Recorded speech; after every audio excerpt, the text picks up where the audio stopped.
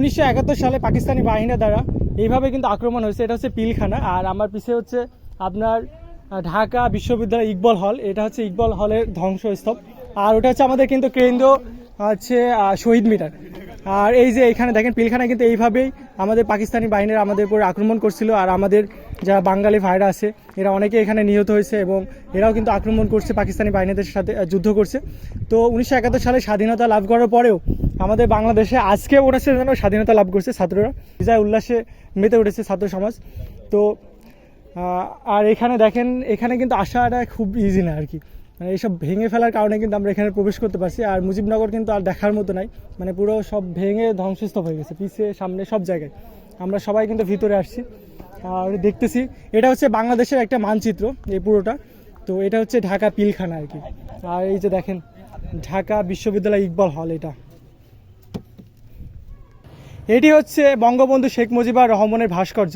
তো বিষয় হচ্ছে এই মানুষের অবদান কিন্তু আমাদের বাংলাদেশে অন্যতম স্বাধীনতার পিছে। তো তার ভাস্কর্য আজকে এই অবস্থা করছে। তো বিষয় হচ্ছে আমরা কিন্তু এমন মানুষে পরিণত হয়ে গেছি, মানে এমন আবেগ আমাদের মধ্যে চলে আসছে যে তার কথা কিন্তু, তার যে কতটা অবদান ছিল সে কথা কিন্তু আমরা ভুলেই গেছি। তার মেয়ে জননেত্রী শেখ হাসিনা, তো তাকে জননেত্রী শেখ হাসিনা বলা চলে না, তাকে স্বৈরাচার বলি।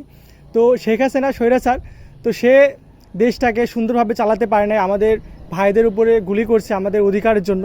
তো সে এটা করছে, তাকে আমরা শাস্তি দিয়েছি, তাকে পদত্যাগ করছি, দেশ ছাড়াও করছি।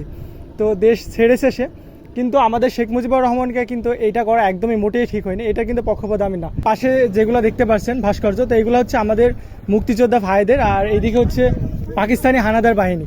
তো বিষয় হচ্ছে মুক্তিযোদ্ধা বাহিনীদের, এদের যে আমাদের ভাইরা তাদের কি অবস্থা করছে দেখেন, মূর্তিগুলো সব ভেঙে গেছে। তারপরে এই বাঁশ দিয়ে, এই যে দেখেন বাঁশ, এই বাঁশ দিয়ে সবগুলো ভেঙেছে। কারোর হাত নাই, হাতের অংশ নাই, কারোর মাথার অংশ নাই। আর এদিকে পাকিস্তানি যে হানাদার বাহিনী তাদের অবস্থা জাস্ট দেখেন, বন্দুক টন্দুক সব কিছু ভেঙে একদম লন্ডভন্ড করে ফেলছে আর কি। তো এইগুলা কিন্তু আমাদের ছাত্ররা করছে কি আমি জানি না, তবে ছাত্রলীগরাও করতে পারে আমাদের পরে দোষ চাপানোর জন্য। দেখেন কি করছে আজকে অবস্থা।